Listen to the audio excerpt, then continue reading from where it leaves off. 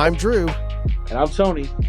And this is Back for Our Future, the show that goes back to talk about our future and yours. Yes, we talk about movies. Right now, we are talking about the year 1994. And this episode, look, we had a special episode for our favorite movie collectively. If you're a first-time listener, long-time caller, we had our favorite movie collectively is Sorry Mary and Axe Murder, but that is not this episode. This episode is about one of, I don't necessarily know if it's our favorite movie, but we sure love the soundtrack, and there's a whole lot that goes into this. So today we are talking about Brandon Lee's The Crow, the good one, the one that was good. The good one. Absolutely. I mean, I would say that I know we love the soundtrack, of course, but I would say that, we were pretty excited about this movie.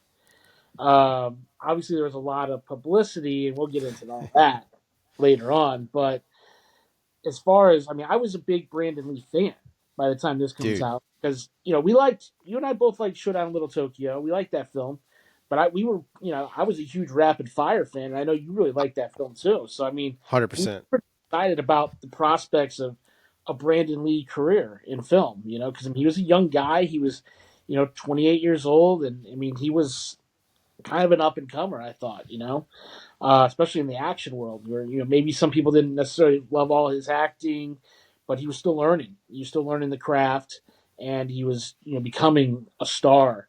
And this was going to be the movie that was going to get him there for sure, without question. And of course, we know what all ends up happening, but we'll get into all that later on.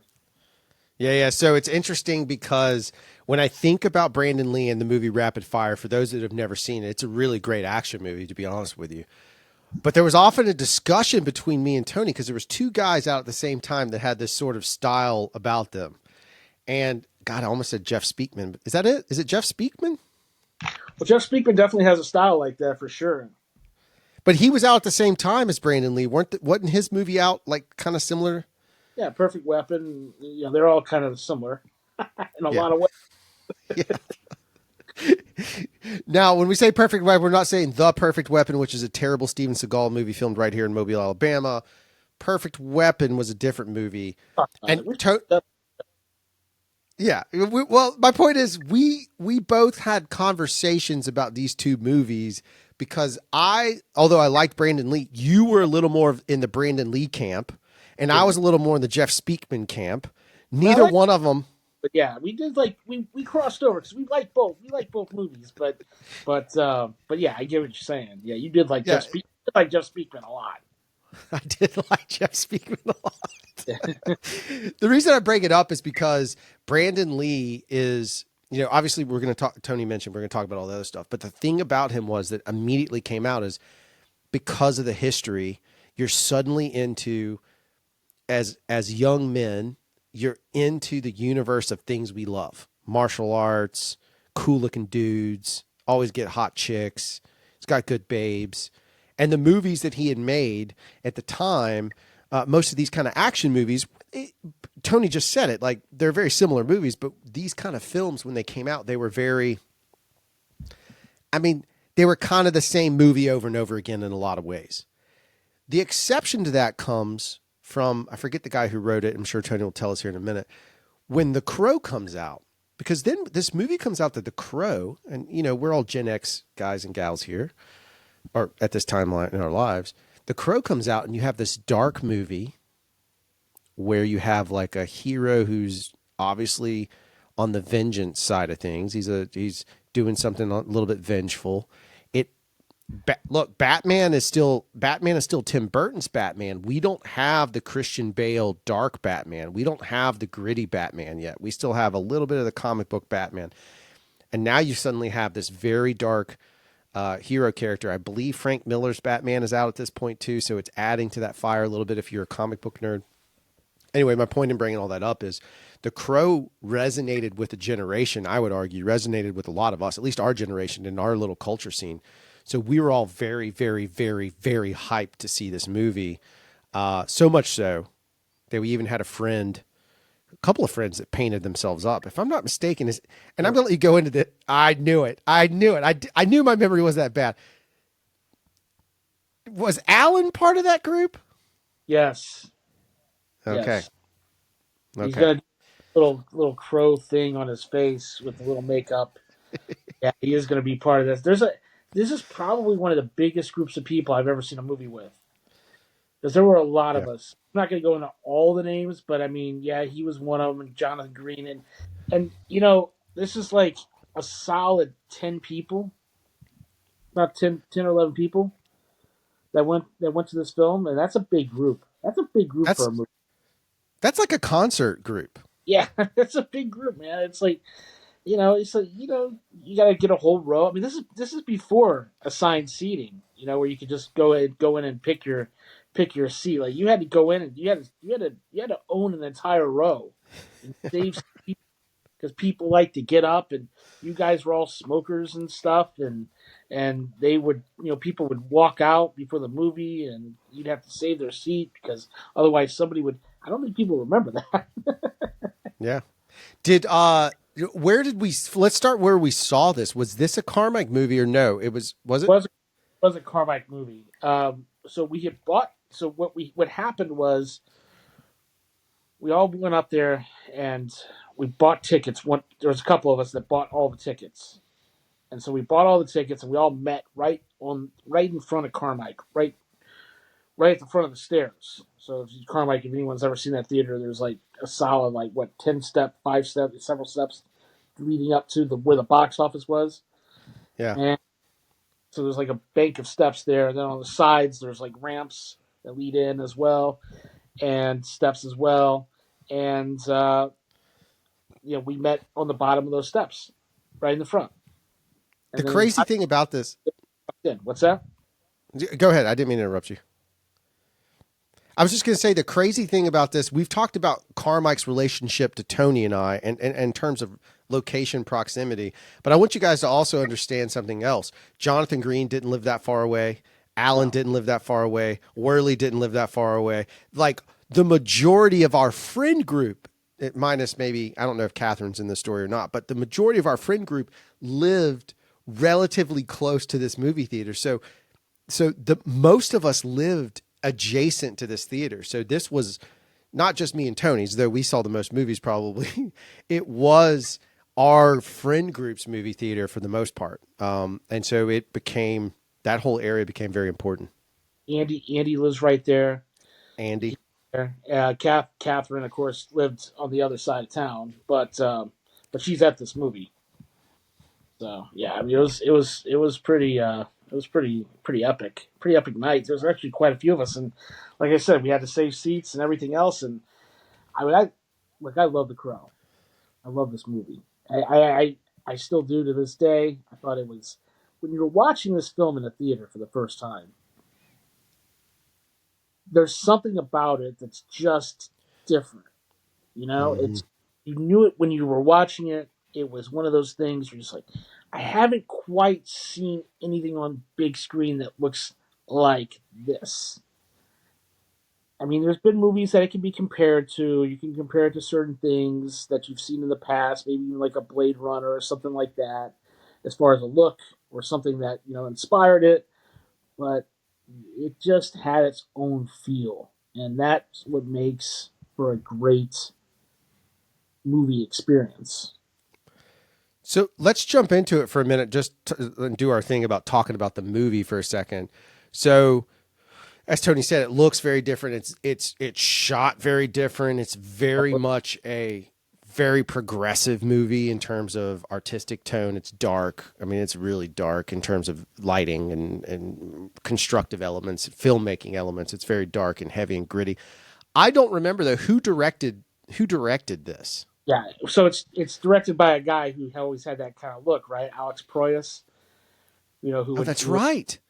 who would do Dark City and I Robot and Knowing, and so I mean he pretty good director. I mean, yeah, he's coming out, he's doing this movie, and it starts out with like a $15 million budget, and we'll get into where the budget ends up a little bit later on, but it starts out with about a $15 million budget, and it's going to end up making about 94 million.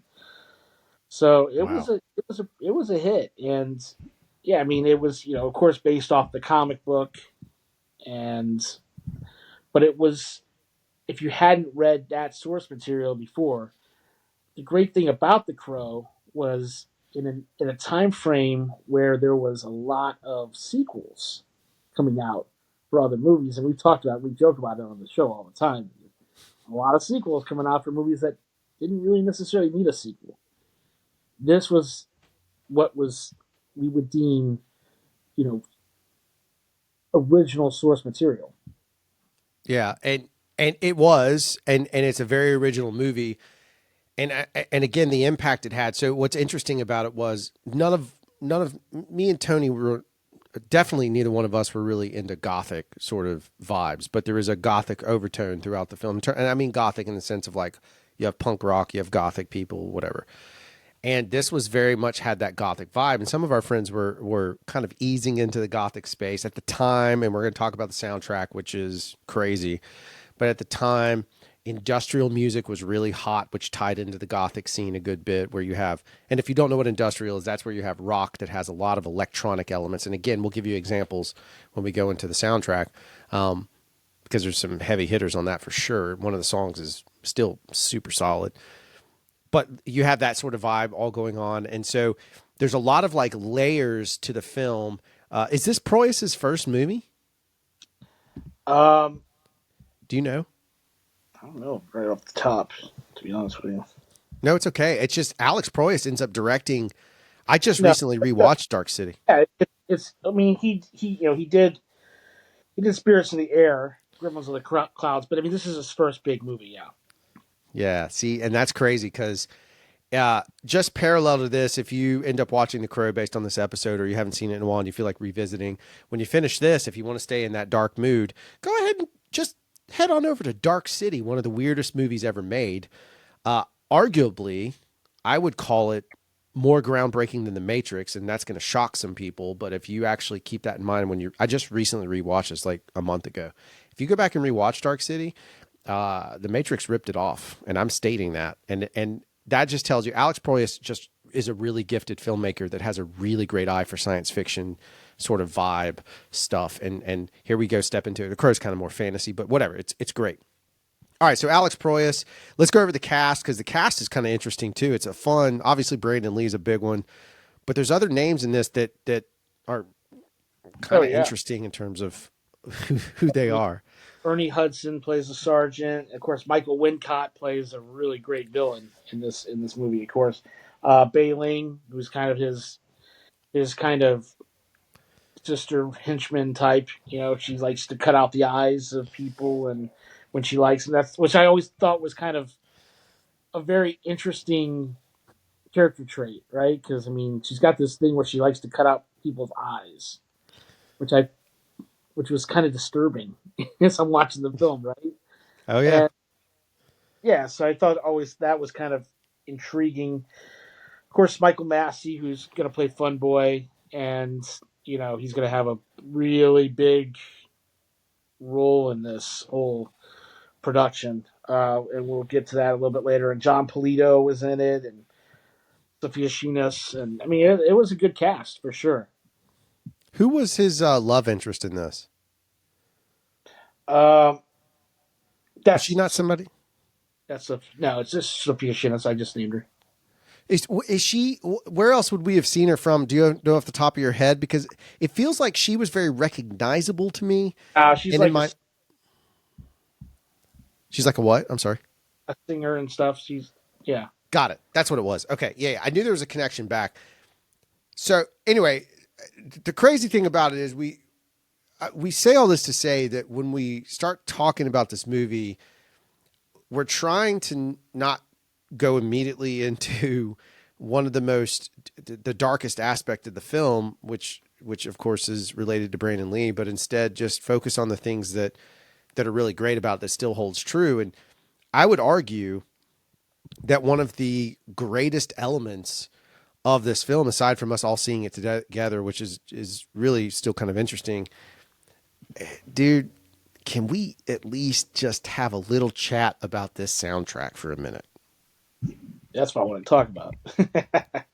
I figured. Yeah. Now this soundtrack is without question. I mean, listen, the soundtrack. You have mostly industrial bands along with very heavy bands, and the soundtrack's going to end up number one on the Billboard Top 200. Now, I did not know that. That is insane. And that is pretty remarkable when you consider this grouping of bands. Now, some of them are bigger, because some of them are going to end up with number one albums. But I just felt like when this soundtrack got to number one, that was a huge deal. Because usually, number one, there are a lot of rock bands that end up with a number one album. But Yeah. but usually it's reserved for the pop superstars of the world. Those are the ones that usually end up with the number And one definitely album. not a compilation. You wouldn't see a compilation at Not number one. not a ton of soundtracks get to do it unless it's like The Bodyguard, or something like that, or Titanic, or those bigger ones that have bigger pop stars on them. Right. But yeah, I mean, this would end up being a number one album, so that's a pretty cool thing, especially when you go through the entire list of superstars that are on it, and we're gonna go over right now. And the whole album starts out with a very long song by a very good band, and it's a good song. It's just very long, and that's "Burned" by The Cure, which is almost a 7 minute song, which I actually Here's the enjoy, but it is a very long now song. now when I was this, I must have been 15. When I was 15, I was definitely not a Cure fan. You weren't a big Cure fan. No. And so this today, I listened to this entire album while working out the gym this morning. Whenever you were thinking about, you might have had a thought about sleep, but you were still awake because it was like 4 o'clock Yep. in the morning, Yep. 3:30. Yeah. And so I listened to this entire album from beginning to end because it was a pretty long workout for me today, but I listened to it. And I got to tell you, Burn by The Cure is, gosh, dude, we'll talk about my opinion of some other stuff down the road, but I'm just going to go on. Now that song probably stands out to me as maybe one of the best songs on that soundtrack, even though it is 7 minutes long. It's an original song. I had to look it up because I was curious if it was a cover. That's an original song they wrote for the movie. That's wild. Yeah, I mean it's a great song. And that's what I love about soundtracks too, because I mean your tastes have obviously changed since we were Right. teenagers, and now that you're in your early 40s, um, it it's your tastes have just evolved greatly. Yeah. So it's kind of cool because I just remember back in the day you were just so into mostly just heavy stuff. Yeah. That's really cared about, and if I tried to throw certain, but you liked alternative and stuff, but I mean, you were listening to other stuff too, but I mean, not so much with older music, not so much, it's like you were basically into just current, heavier, and alternative bands. And that was pretty much your genres, and you stuck to it. And now your catalog is vastly different. And you listen to all that stuff, but you listen to a lot of classic rock, you listen to a lot of older stuff too, and it's changed greatly to the point where I can have a way better conversation about music with you now than I could then. Because back then I was like, my collection was very vast Yeah. and dealt with a lot of different genres, but I could only talk to you about maybe one or two genres, and that was about it. Oh yeah. Yeah, I did not. Well, part of it's because my dad is not a music person at all, and my mom went through a phase where she just basically abandoned all music and just was really into praise and worship music. So I was on my own. So it wasn't like I was getting into. I had a bunch of 45s, so I knew like some really old stuff, like way on back. But like the majority of my music taste came from me finding on my own or stuff that people shared. I was thinking about this too. This soundtrack is another example of that. Part of the interesting thing about the soundtrack was we all passed it around and shared it Oh yeah, because there was a bunch of bands, some of them we had never even heard of before. And I can think about some of these bands, it was early exposure to some of their work. Some of them I knew, but it was exciting to see them on a soundtrack. Like we'll go through the list, we'll continue down, but like nowadays, I'm like, hey, Tony, have you heard this band? And Tony immediately says, no, he has a chance to just go to Spotify, YouTube, or whatever. But in the old days, I'd have to present it to you and say, Tony, here's a tape I made, or a CD, whatever. I made you this mixtape with this band on it so you could hear them. That changes the dynamic, I believe, of music, which is another thing about this show that we've gotten compliments on, is like, this show is kind of like a big old mixtape for movies and music. So we're just giving you a whole mixtape of stuff. So it starts out with that Cure song, Burn, and then it goes into a banger of a song that I would argue for an industrial song holds Yeah, up to me. I mean, Golgotha Tenement Blues by Machines of Loving Grace. Machines of Loving Grace, that was one of my bands for sure back in this Yeah. day. I was huge into them. They only released 3 albums and they were pretty much out of music by 1999, but great band. And I mean, of course, their big alternative hit that probably landed them on this soundtrack to begin with was the song Butterfly Wings, which is off their second album. And that's an amazing song. If everybody's had not heard that song, Butterfly Wings by Machines of Loving Grace, a must listen for sure. But this is a great song too. And this is one of the reasons I did love this soundtrack, was they were on it, and I was like, man, that's really pretty hip to get them on the soundtrack, based off of them just kind of being that one or two song band. And it's the same thing we've talked about it before on the show, is like when the soundtrack aligns with your taste and then you have this movie that's coming out, it just builds on the hype. It doesn't happen anymore, but back then this built on the hype of we knew that band. Obviously you knew who The Cure was. I did too. I didn't like them. You did. But we knew who Machines of Love and Grace were. We were excited about it. And if you think about this in the terms of timeline, where we are in music, there's there's one band on here that ends up becoming, I mean, epic level legendary. And I don't think they had put out more than one or two albums at this point. We'll get to it in a second. But then there's some stuff that's way down the chain now, and we'll get to those too. So it's interesting because there's like this beautiful hierarchy of history inside of the soundtrack that other ones don't have. So while So Married is still one of our personal favorites, this one ages with the bands becoming bigger. And So I Married, some of the bands were either already established, but didn't get much bigger than where they are now, where they were sort of in the timeline. This one was catching bands in the unknown in some cases, and they ended up becoming even bigger down the road. So kind of fun. Well, next song is Big Empty by Stone Temple Pilots. Right. And Stone Temple Pilots had, of course, released their first album, Core, and that was a big hit. And then they're going to release their second album, Purple, but it's going to be later in the year, like a couple months after this album, after the Cure. I mean, after the Crow, and after the Cure as well. But anyway, but after the Crow soundtrack, they're going to release Purple, which is going to be another epic album for them. And the song Big Empty first appears on this soundtrack. It's going to be on the second album as well, but that's going to be because it's a hit here. Then they decided to put it on the second album, which was something they did after the fact. And so, yeah, and it's going to be a big charter. It's going to chart in the top 10 on modern rock charts, and it's probably one of the songs that propelled this album to number one, to be real honest with you. And think about that for a second. We're 3 songs in, and you have a band that's only put out one album that was big. Don't get me wrong; that first STP album is huge, but they haven't hit their stride yet. They're about to explode into the into the stratosphere soon, and it's because of that second and third records that really push them over the edge. And like this album or this song appears way before it predates it all and rolls out. And that's one. There's another one coming up after this. So it's like you're going to get more and more of these bands that keep stacking up these incredible incredible hits. And some of them put bigger songs, some of them don't. So, all right. So STP, I like this song a lot. I hear it a lot still. And I remember when this, yeah. Heavy rotation. Yeah. It's Stone Temple Pilots became a massive band, I mean, it's just, right.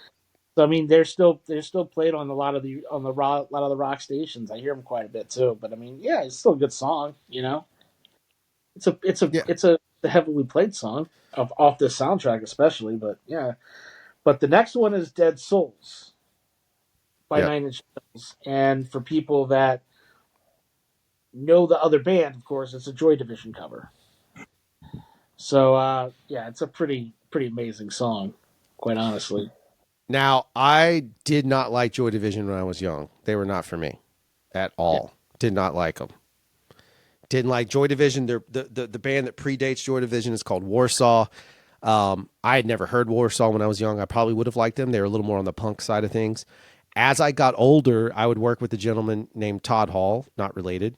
Todd was a humongous, he lived in the UK during this. He was a humongous fan of Joy Division and Tractor Records and all that stuff. And he introduced him to me and painted a perspective of Ian Curtis that I'd never heard before. That was the singer of Joy Division. And when I re-listened to this, I was like, my God, this is one of the strongest covers. It's a very simple song, but it's a very strong cover, and it's very Nine Inch Nails, and it's very, very, very good. It's a great track. I was shocked, and it was amazing to me that I knew every single word to that song, yet I had never listened to Joy Division. I listened to this one because I liked Nine Inch Nails, but I But wouldn't yeah. listen to the original. So, Well, that happens sometimes. I mean, I'm a huge fan, just like we were talking about PCU last episode, and I'm a huge Elvis Costello fan. Don't get me wrong, but you like the Mudhoney version of Pump It Up Better. I like yep. both of them equally, because I'm a huge Elvis Costello fan and was ecstatic that Mudhoney covered it. It was one of those things like, oh, one of my favorite bands is also covering somebody I really love. That's kind of cool.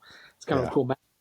But that's kind of the opposite here. But I mean, hey, I was a big fan of the Nine Inch Nails version. And I also like Joy Division. But the next one, Well, hold on real no, quick. yeah, But Nine Inch Nails isn't massive yet. This is, it's they. I mean, they've gotten pretty big at this point. I mean, are they? by Is this '94, Wish? yeah, Downward Spiral is out, Oh, it is. Okay. Okay. I'm sorry. Yeah. I mean they're pretty big by this point. I mean, Broken's already been released. Pretty Hate Machine was obviously not as big, but Broken's out, Downward Spiral's out. Like I think 2 months before this. Okay. Okay. So I was off on my timing. I knew that it came out in '94. I thought it was later in the year. But yeah. So never mind. Nine Inch Nails is already established as big. They won't count as one of my blowouts. But this next one, Yeah, I mean, this is the band Dark. I mean, the band Darkness, not the band Darkness. The song Darkness by the band yeah. Rage Against the. And of course, this is gonna be a re-record. They're gonna have re-recorded their song Darkness Agreed, and call it Darkness and put it on this album. And I mean, Rage Against the Machine is Rage Against the Machine. You know, Yeah. They blow up so big, it's pretty obnoxious too. Rage Against the Machine at the time for sure. And I still really like them, and I don't really care about their politics. To be real honest with you, so I don't really care. I really don't care that every one of their songs is about politics. No, I know because there's a lot of people who care about this. I just don't care.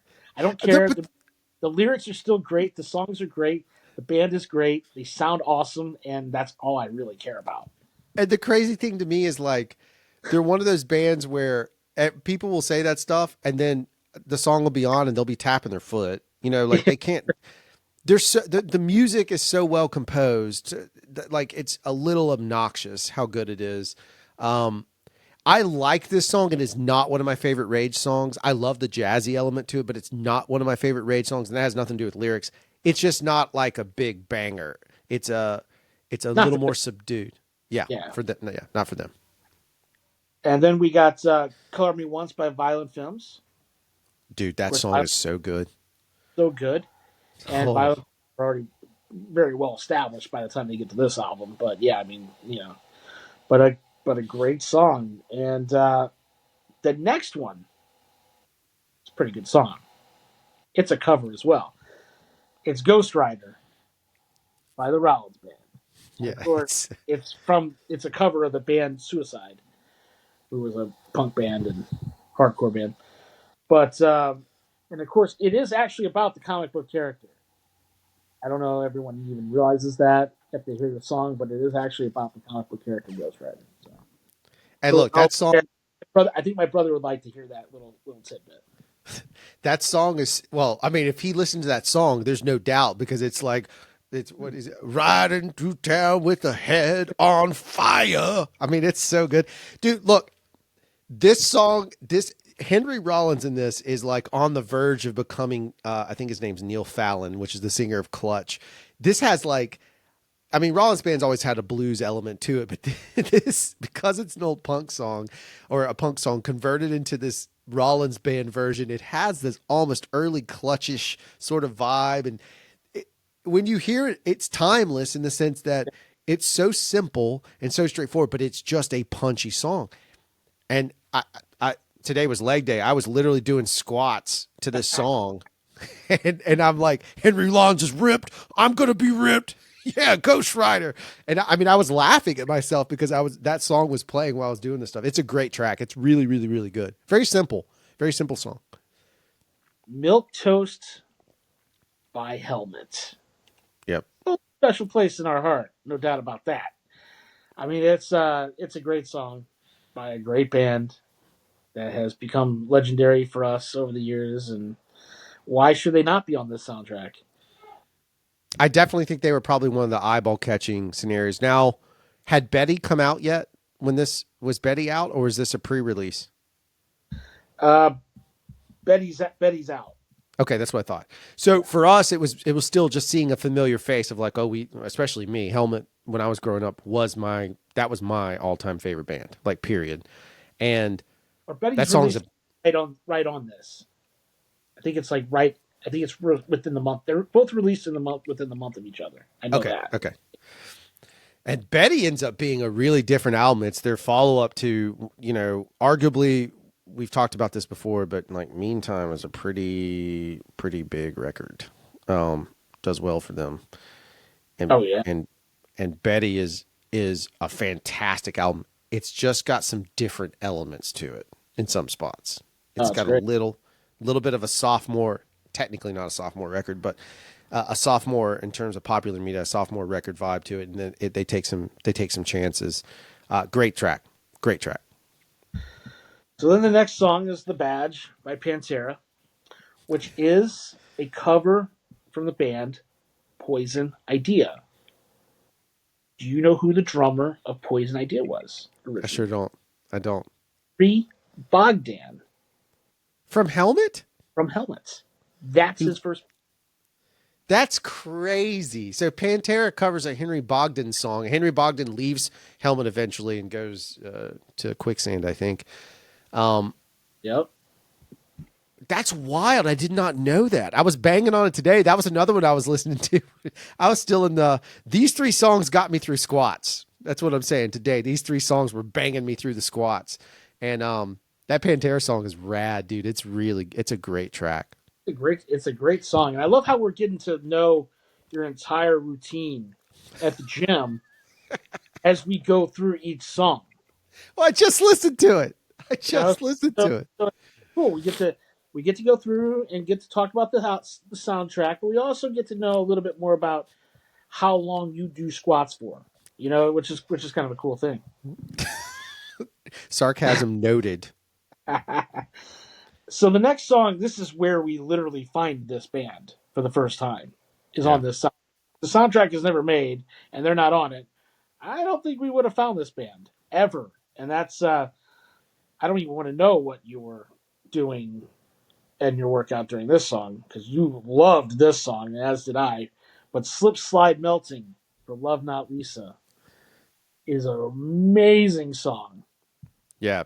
The interesting thing about them is I didn't know this until recently. That documentary that we talked about a couple episodes ago that was on hard rock, alt metal, whatever they were calling it, of the 90s, they were included in that doc, and they're talking a little bit about their story and how they came about. And part of the reason why they even, for the world to hear about them, is from the soundtrack. And their music is solid. It was really good. It holds up really well. Not as well as, somebody like Helmet or Rollins band, but it holds up really well. The thing about them was they were dynamic. It wasn't, whereas like Pantera's kind of, that song they chose is a little one notish, and Ghost Rider's a little one notish because they're old punk songs. This one is all over the place. It meanders a bit, and it just has this groove to it. It's a great track. It's still to this day. And their album is actually really solid if you like Helmet and Quicksand and Handsome and any of those kind of bands. Their music is really, really, really good. I'm a huge For Love Not Least fan. This is where we find them. I mean, there's without this soundtrack, we probably don't ever listen to their actual album. But That's accurate. After the Flesh by My Life with the Thrill Kill Cult, and of course they've been around by this point for a while. Now, this is my first departure from it. I knew all the lyrics. I remember it. Not lyrics. I knew the rhythm of the vocals, but this is where the industrial stuff gets odd. It doesn't hold up so well to me. Whereas Nine Inch Nails, it works really well, and obviously Trent's still around. My Life with the Thrill Kill Cult, not so much. And this, it's fine. On the soundtrack, it's perfect because it fits the movie. But in terms of like in listening into the modern, I was like, oh, this song is a little bit cheesy for me. It's a little dated I mean, sounding. the band is still very much around. I mean, they're still around. They're still touring. They're still Oof. there. Not as but yeah, I get what you're saying. Some of these songs kind of get played towards some really strange spots in this movie. So Yeah, that's one of the things I love about soundtracks is finding these songs in the film and seeing absolutely. what they play and in what odd spots, especially in The Crow, because there's a lot of weird scenes in there, and they've chosen some of these weird industrial songs to kind of get played in those spots. So it's kind of maybe a soundtrack to your nightmare in a way. Yeah. Yeah, fair enough. Fair enough. So Snake Driver by the Jesus and Mary Chain is up Dude, next. hot dang, is that song not fire? That song is Yeah. fire. And still a band that's still around, of course. Tour around here every once in a while. I see them around. Um, but still a very very influential band. What's funny is I was listening to that track and I was like, man, this is really good. This track reminds me of Black Rebel Motorcycle Club. And I was like, wait a second. No, no, no. Black Rebel Motorcycle Club reminds me of Jesus and Right. Mary Chain. It's like Black Rebel is a late 2000s or somewhere in the 2000s span. And this is a whole nother beast. So great song. Very good vibe to it. I probably didn't like it when I was younger, but I love it now. It was a really good listen. And then you got Time Baby 3 by the band Medicine, which is a Pass. re-record of one of their songs. The thing about them and the reason they're on the soundtrack is because they're in the movie. Yeah. Yeah. Well, so they make a cameo in the film, and whether or not you like the song or not, they're in a pretty big spot in the film. And so they're the band that's in there. And if you watch the movie and you see the band on the stage, that's them. That's the band Medicine that Drew's wanting to go right past. So we'll go to the last song on the soundtrack, which is "It Can't Rain All the Time" by Jane Siberry. That's a very depressing track. It's heavy. It's very long, It's also very long. Yeah. Yeah. like 5.5 minutes of very depressing track. Yeah. It's funny because the album, that soundtrack is great. And I'm not knocking those last two artists by any means. Those are just, if you take those two artists and you were to say, here's Medicine and here's Jane Dewberry or whatever the hell her name is, and you put them up against the rest of this banger of a soundtrack, you're like, they seem a little out of place. And it's like, yeah, this is the emo part of the Gothic sequence. Well, there's a reason why they're kind of on the bottom of the soundtrack because most of the time, let's be honest. I mean, most people buy CDs and they don't listen to every single song all the time. So they would Right. listen to. They obviously it's front loaded and middle loaded, and the rest of it's kind of like there's some the weaker songs kind of ended up on the bottom of the soundtrack, while the stronger stuff ended up at the top. Yeah. It makes sense. It is. I mean, that's the way most CDs were built anyway. So That's right. It's totally right. that's it, man. Great. That precludes that part of our show about the soundtrack. I mean, Epic Soundtrack became number one on the Billboard Top 200, which is quite amazing and will live in lore forever because Drew Hall today today was listening to it while doing And I squat. PR'd. I personal record. Most weight I've ever done. There you Listening to go. that album. See? Listen to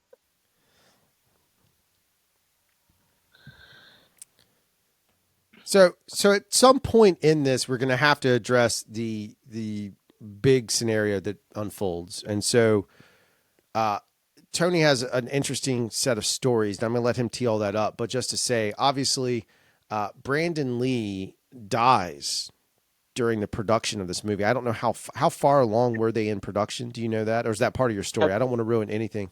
No, that's okay. That they were very far along in production, Okay. but they still had probably they were very far along as far as most of the Brandon Lee stuff. He didn't have a lot left, but he still had a few days or so left, and they had more stuff after him. So a couple of weeks or so is what they kind of had, and we're gonna get into all that, but yeah, I mean that's kind of what they had left for Brandon Lee. Yeah. So he is, accidentally shot and killed on set. Again, Tony's got a much better storytelling of that.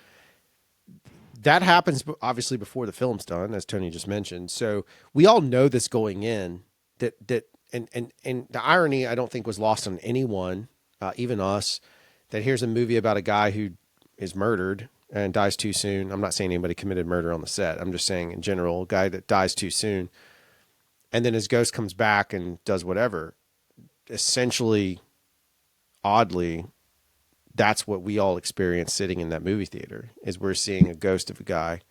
Same effect was had when Paul Walker passed away. It was the same sort of Or it Heath was it was Ledger, or you Heath know, Ledger. Yeah, absolutely. when there's those guys pass away, it kind of adds an element of, I hate to say it, but almost publicity to the film because there's Yeah. people who want to see it because like what happened on that set, like, will I be able to kind of see what happened or the scene or that kind of thing. It adds an element of intrigue, and I mean that's just the way it is. I mean, it definitely earned it. This movie definitely made some money because of that. There's no doubt. Right. Right. So with that said, do you want to go through and kind of set up this scenario? Because you have a couple of chunks you're going to talk about here. It all relates back, but do you want to set all that stuff up? Yeah. First of all, I want to set the record straight, and I want people to understand. I want to go through gun safety the way it should be, because I heard so many people when we got to we're going to get to the Rust issue here, with the Alec Baldwin thing. That's going to the second part of the second story, but so many people have gun safety incorrect, and I would hear people come on radio shows, come on TV shows, and they just go and they just grab any filmmaker that they can find, and they're usually independent filmmakers. No offense to independent filmmakers, but most of them are non-union, unfortunately, for a lot of these people anyway. The ones that they keep grabbing to do sound bites, and they do not understand how gun safety is actually supposed to be on a set. They don't know the steps, they don't know the rules, and this is why stuff like this happens. And this is even more of a catastrophic mistake. The one that we'll talk about in 2021 later on, that should really have never happened. But this is especially because we've lived the Crow already. Right. Right. We've lived the Crow already. That put a lot of protocols into place that we're going to talk about. So we're going to talk about it right now. And the thing about the Crow was that one of my very best friends in life was an assistant director on this movie. He was new. He was not a first assistant director or a second. He was a second assistant director. And his dad had a company, and Robert Rosen is an amazing producer. I mean, he did Gilligan's Island and the original Hawaii Five O and Wrongfully Accused with Leslie Nielsen, and I mean just tons of movies. Um, but he's gonna set up a company. Chad Rosen, who's my buddy, is going to end up on The Crow as a second assistant director running base camp, which is where all the trailers are, and he's going to become very good friends with Brandon Lee. And I met Chad Rosen when you and I both did a movie with him called that's going to come out as Tough Luck with Armando Sante, Norman Reedus, Dagmar Dominchik, and tough movie, but the actors were great. But Chad is going to be on that movie, and him and I are going to become very good, close, lifelong friends for the next 19 years before he tragically passes away in 2021, which I'm still trying to get over, to be real honest with you, because it has completely messed me up for the last few years. I love this man so much. And he does The Crow. And when I worked with him on Tough Luck, I I knew he'd done The Crow, and I really, really, really wanted to talk to him about this movie. I love The Crow, and I knew it was like, how do you bring that up? How do you broach that topic with somebody that And for years, we would work together in 2002, and then we'd stay in touch because we were both huge sports fans. So we would text about that and things like that, and over the years, and then we kind of reconnected as far as working together in 2010, and on a movie called The Courier down in New Orleans, and so I tried to broach the topic of The Crow with him there, and he just does his typical Chad thing where he's like, crazy times, that kind of thing, and just kind of mumbles away and changes the subject, So we were watching a football game at the time, and all of a sudden he's like, "Look at that play," that kind of stuff. And so this went on for years, and of course I did, the hero Sam Elliott, Nick Offerman, all that with him in 2016, and still couldn't get anything from him. And he invites me to come, and we did, we do this movie in LA called Sierra Burgess is a Loser, and we don't hang out as much on that movie. And then he calls me to do this job in Charleston, South Carolina, and it's a 6-month gig doing 2 seasons of the TV show The Inspectors for CBS. And so I go to Charleston, South Carolina. Him and I are there for 6 months. And I'm like, man, I gotta get The Crow out of him. I got 6 months. And that was my initial thought. Like, I was like, I'm gonna get this story out of him some way or another. Like, he's my boy. Like, I love the guy. I knew he'd tell me. I was like, he'll tell me eventually on his own time. And we were a couple weeks into filming, and it's a Friday night, and the job was pretty simple for the most part. And we would go to work at like 7 a.m. and be off by 6 p.m. like every day. And so on a Friday night, we were like, oh, let's go, have a beer, and we'll go and have some dinner. And we went to this like sports bar place that he liked to hang out like every day. And um, I go there, I meet him. I have a beer, and I'm not a big drinker. So when I have one beer, it's like the two and a half of his. Right. So I'm on like number two. I think I had three that night because we were out for a little while, and that puts him at like 8, 9, somewhere in that range. And he's he's not drunk, but he's definitely buzzed. He's definitely a little. And I bring up The Crow, and I say to him, and I bring it up in a totally different way. And I say, listen, I was like, when you did The Crow, I was like, did you become good friends with? I mean, did you get to know Brandon Lee at all? And he's like, so I became really good friends with Brandon Lee. And I was really good friends with him. He said he was a good friend of mine, and I knew him even before The Crow. And he said we played foosball on the set.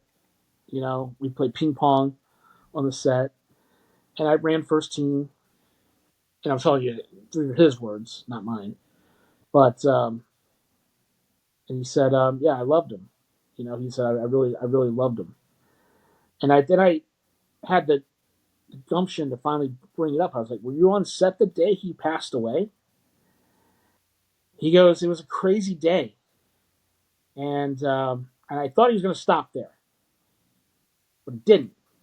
He kept going, and he said it was a crazy day. He goes, the scene where Funboy, the Michael Massey who was playing Funboy, shoots him. He goes, that got pushed towards the back end of the day, and he said, I started wondering what was going on because and Chad had been on film sets his whole life. His dad, is a producer from way back, and his uncle was in the industry, and so Chad's been on sets his whole life. He knows the ins and outs of the industry, and he goes, I thought it was really odd that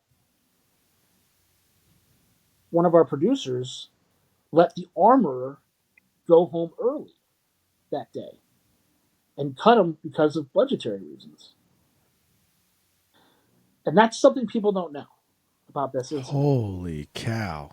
Because it all starts because of that move right there, right?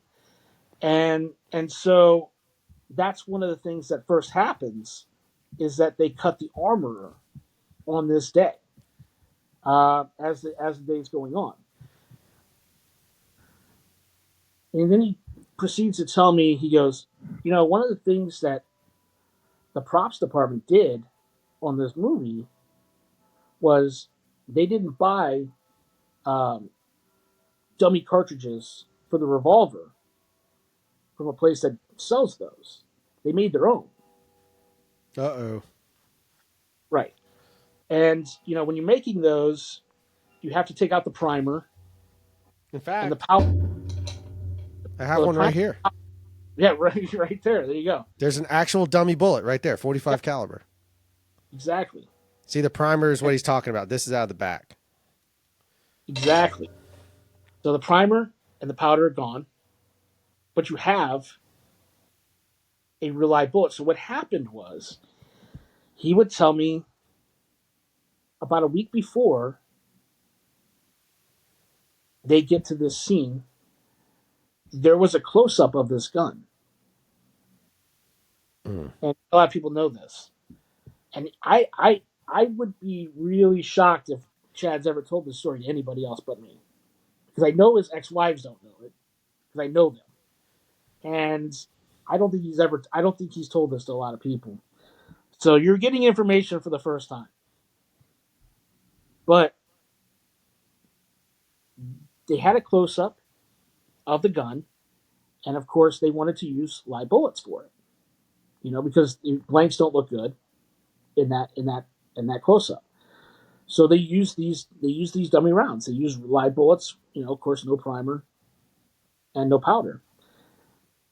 But when they get to this scene, they've sent the armorer home, and for whatever reason, don't really know the exact reasoning, but the props department was a little bit splintered that day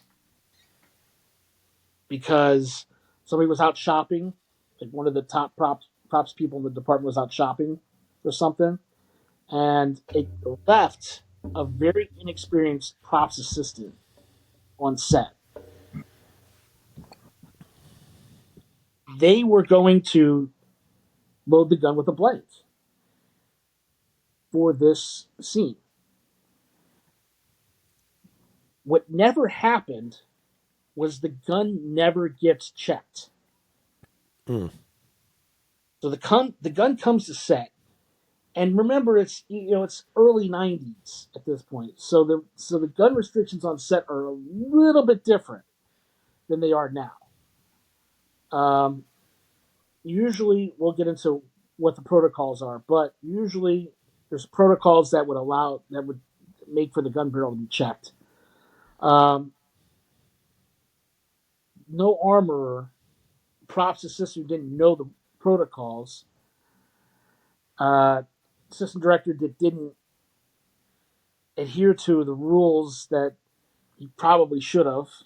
Not going to go into the names of all these people, but what ended up happening is It wasn't Chad, though, to be clear.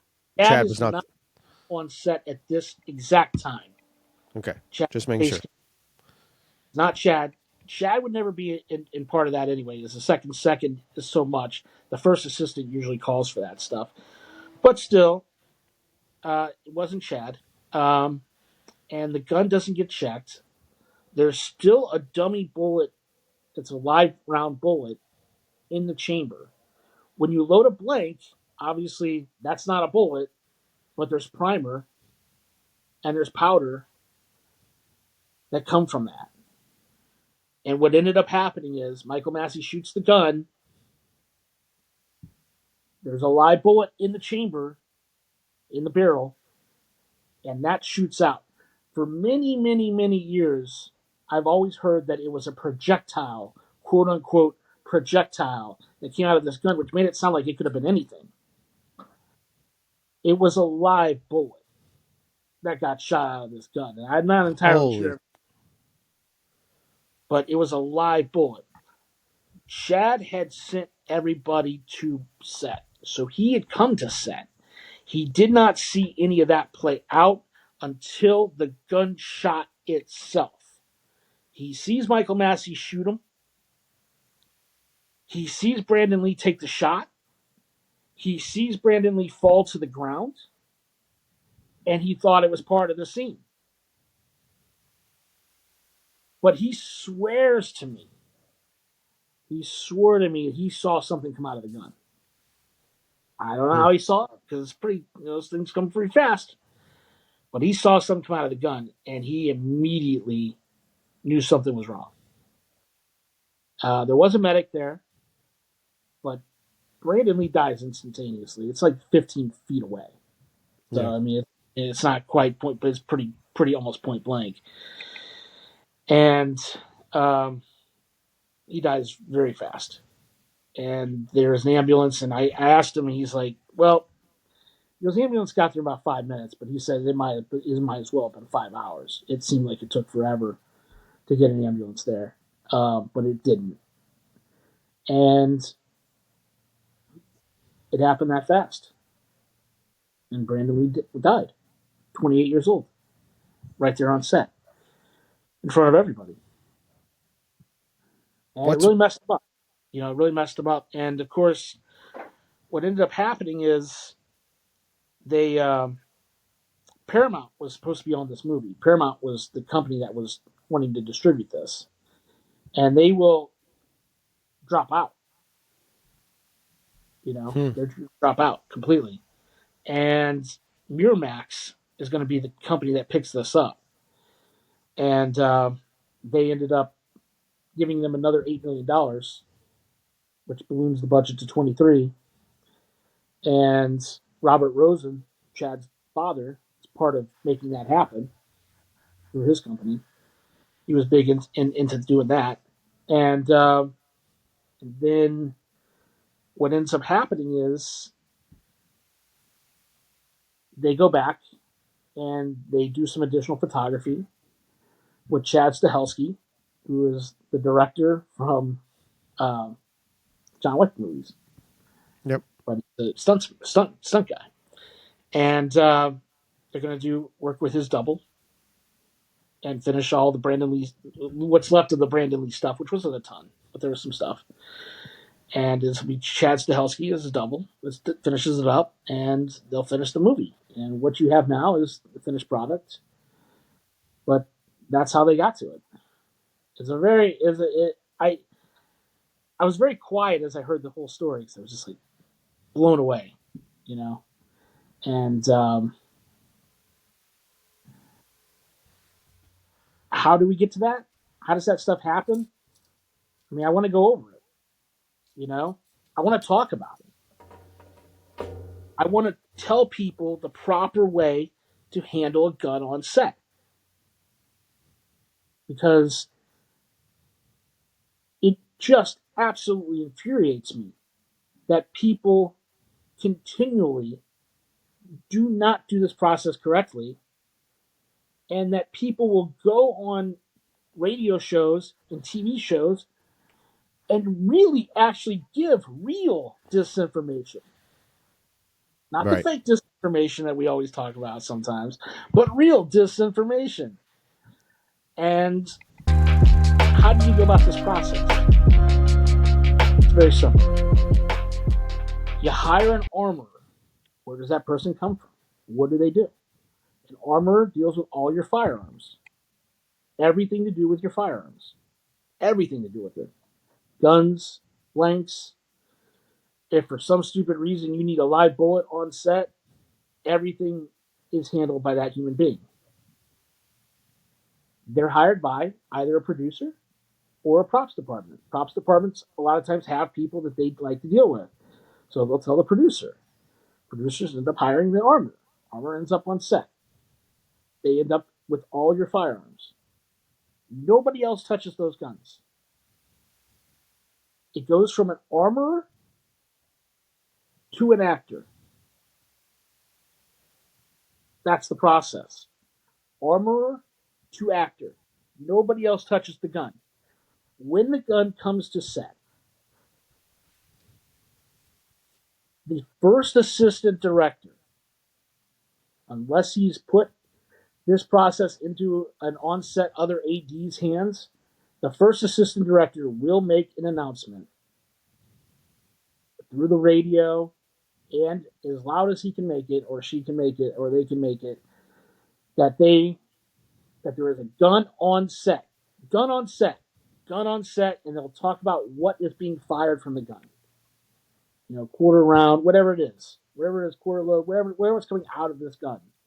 That gets discussed. Then anybody who wants to come look at the gun can come look at the gun. Anybody on set, whoever it is, doesn't matter. It can be a grip department, electrics, camera people, whoever. But the armorer then takes the gun, and we want to see every bit of it. We want to shine a light down the barrel. We want to look at the cartridge. We want to look at everything, every aspect to this gun. We want to see the clip, depending on the gun, of course, or a shotgun. We want to open it up. We want to see every aspect to it. So there can be no bullet that's lodged somewhere that you can't see. If I can't see light through that barrel, it ain't gonna get fired. End of story. You don't point a gun on set at anybody ever. You do unless it's obviously in the scene, in which case you still are supposed to shoot from an angle where you can kind of point the gun away from the actor.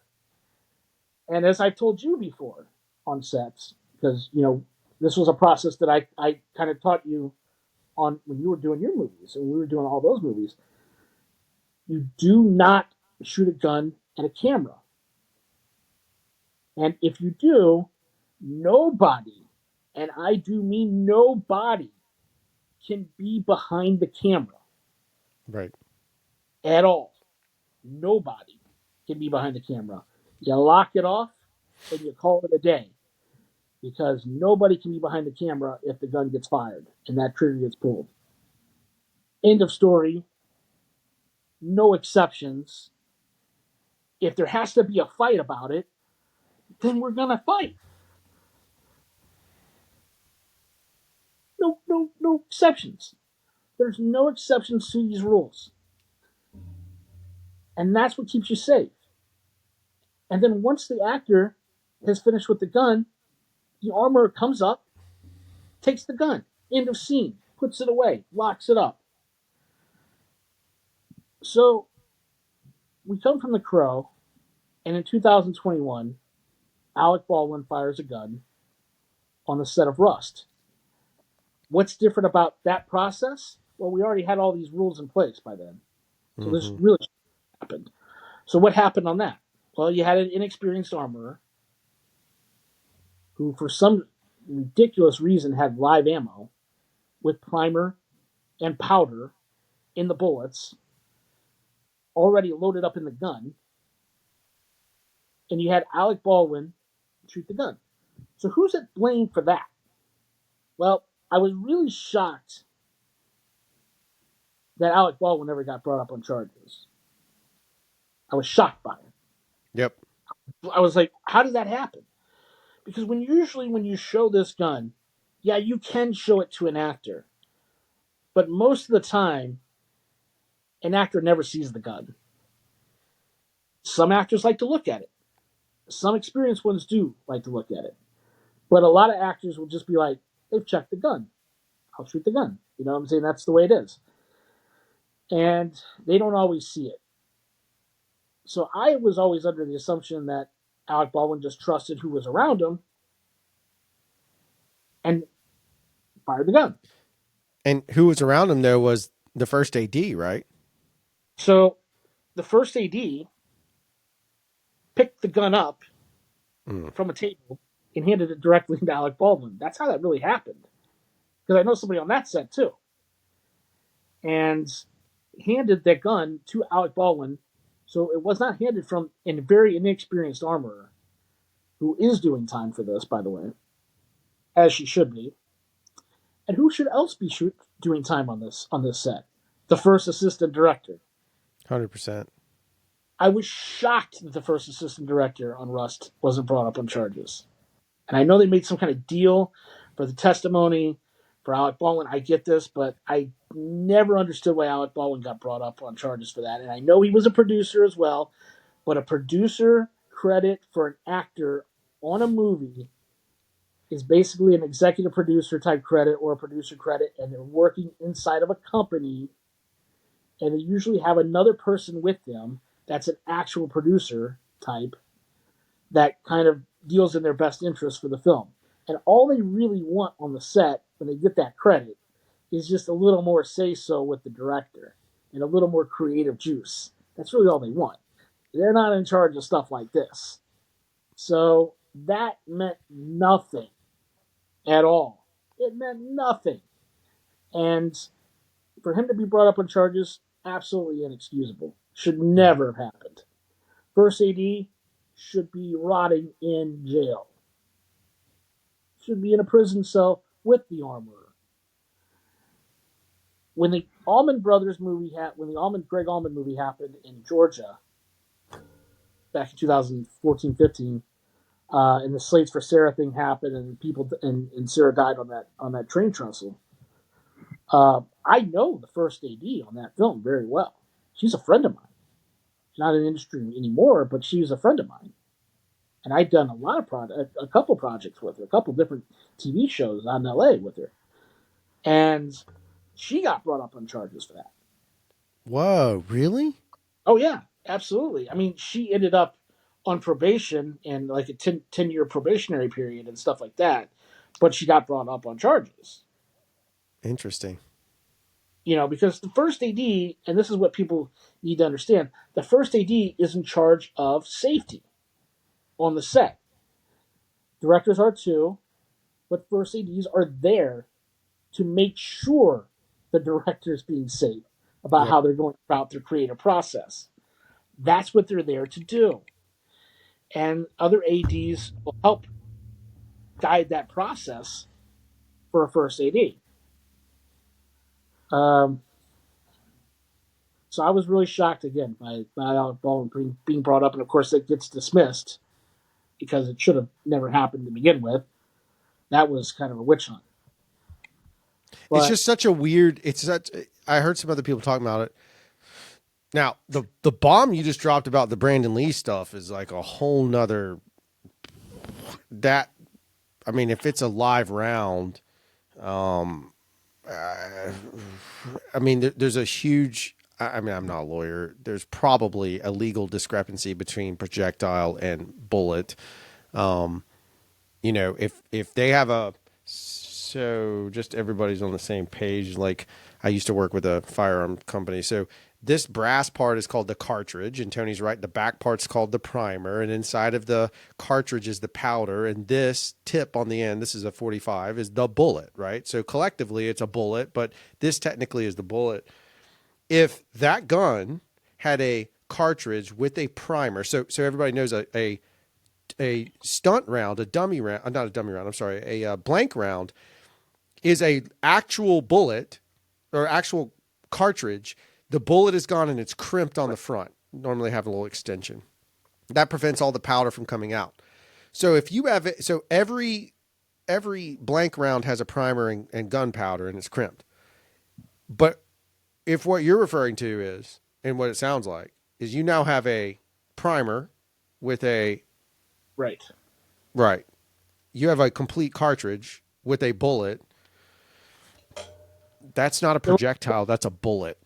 no, there was a bullet in the barrel, and Yeah. enough primer and powder behind it because of the blank round to project it out Yeah. right into these abdomen.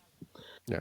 And that's what killed him. I mean, there was a nut, and the other part of this, and this is actually something that everybody doesn't know either. There was an issue on that set about a week, maybe a week before, where an actor shot that gun and was shot it like into a barrel, and something had come out of the gun then too, which is Yeah. something everybody doesn't know as well. And something lodged in, which was a bullet. They keep calling this stuff projectiles. It was a bullet again. So this was not the first time it even happened on that set, Yeah. on the Crow set. There was a bullet shot from that gun into a barrel, and it lodged into the barrel. So if it's going to lodge into a heavy barrel, it had no problems lodging in Brandon. And it was just a lot of dumb things on top of dumb things. And I want to be very clear again. Neither guy that I know would have been on was on set. Chad's at base camp most of this. He popped up. He saw the scene, but he wasn't there for what should have been the checks and all that stuff.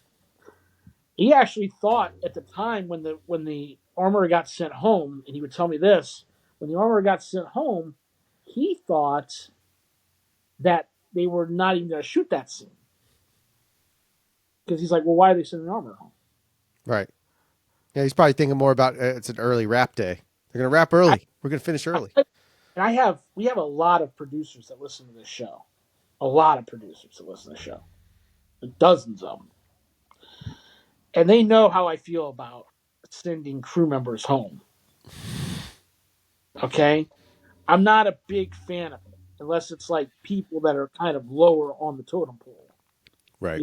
Like assistants to assistants, that kind of thing.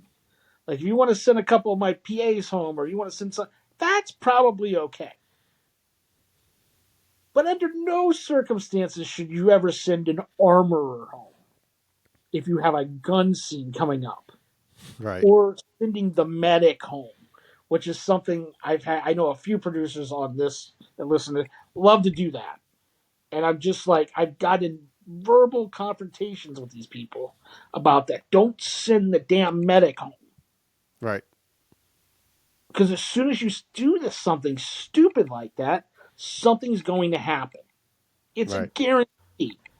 And there's no reason to put yourself and your company in harm's way by doing something like that.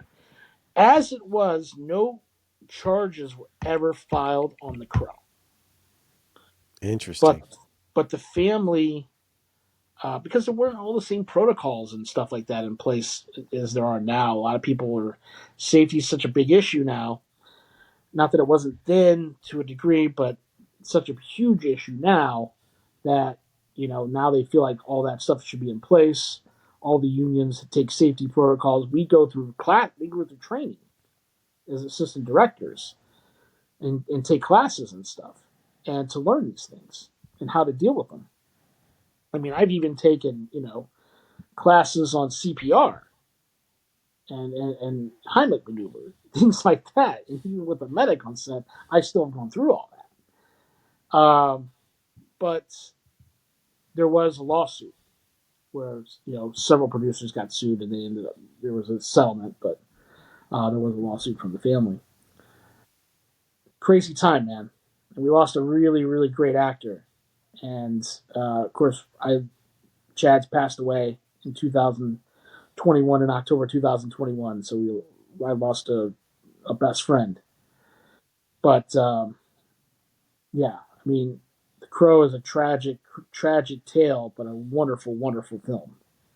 Yeah, it is definitely one of those ones that has a history. It lives in infamy isn't always the worst thing, but it is definitely it was infamy at the time. Um, it's interesting because the story the movie continues on. They make a sequel to The Crow 2. Not a fan, but the soundtrack of The Crow 2 is great. Yeah. Soundtrack to the is we're not gonna go over all of it, but check out the soundtrack to the Crow City of Angels, which is a really really good soundtrack as well. It's not I don't think it's as epic, but I mean it's pretty darn good. There's a song on there. There's a song on that soundtrack that it's by Filter and it's called Jurassitol, and it's my all-time favorite Filter song. I love that song. I've seen Filter a few times live. They'll never play that song. It's not on any album. It only exists on that, and it is my hands down favorite Filter song. It is a tremendously good track. So if I you have mean, a City chance, Angels is not by any means a great film, but there's cool things about it, right? Like the Deftones are in it, yeah, and I mean, there's things that if you're a fan of some of these bands and stuff, City of Angels is kind of a cool movie to watch behind it. I mean, it would be like one of the only ones that I would really recommend. Of course, they made. I don't even know if you realize how many Crow sequels there are. Do you even know how many there are? there's like 4 or 5, isn't there total? They made The Crow Stairway to Heaven, which was a TV series, a Canadian TV series, and they made The Crow's Salvation, which was released in 2000. And then they made The Crow Wicked Prayer, which was in 2005. And then, of course, last year we got ourselves Ugh, that reboot, which yeah, CG junk, it was bad. That was a bad movie. good. And one of the ones that I always thought was kind of interesting never got released, but there was a talk about, and I know he had done a script for it and everything. But Rob Zombie Mm. was supposed to do The Crow 2037, and that never got released. And that would have been kind of interesting, I think, because Oh Zombies yeah, takes on stuff like he did the Halloween stuff. I always thought his Halloween, especially the first one, was pretty cool when he did that one because he has like this really great backstory and tells a lot of stuff. I mean, so I thought that was kind of cool, and I always liked his stuff. And it would have been interesting to see his take on the Crow. I think he would have treated it well. yeah. But 2037 would have been fun just because that's just that whole idea of it being far fetched, in right, the future, yeah, and yeah. yeah. But that never got made. But we did get this awful reboot last year, but not good. But the original Crow will always be a classic to me. Absolutely. So, if you've not seen it, obviously The Crow is worth watching. It's a fascinating movie. It's good. We've talked through it. The soundtrack is great. It may not be everybody's cup of tea that listens to the show, but it's a good soundtrack either way. And to follow it up, once you finish The Crow 1, Crow 2 is good. The rest of the Crow stuff, unfortunately, isn't necessarily on the same caliber, but it exists. The graphic novels are interesting for fans of that stuff. There's a lot of content around it. I would just say that, like, as being one of the most tragic films ever made in terms of production, with such a treasure passing away, it does leave a good legacy in terms of that movie being good. I I I I almost feel like in honor of that, they should have never done anything else again. Keep the graphic novels going. Obviously, the comics can go, but like never, just no more Crow stuff. Just let Brandon have the last let him have the honor of being the last person to ever play the Crow, but that's not the case. Tony, is there anything else you want to say before we wrap this puppy up? No, that's it. I think I've done enough talking for the day, to be real honest with you. But I want everyone to know. I mean, just be safe out there. Just be safe because if anything, the Crow should have taught us, and the production of the Crow should have taught us. Always be safe. Always and by God, please never fire a gun at somebody if you Yeah. don't know what you're doing. What one general rule that we always say, not just on set, just in life, treat every gun as if it's loaded. Every single gun, every single time. Every gun is loaded. Just assume that it is. And if you adopt that very simple mindset, then at least you're halfway to a better place than assuming. So That's it for me. All right. Thanks, guys. Thank you. We'll see you again soon. Goodbye.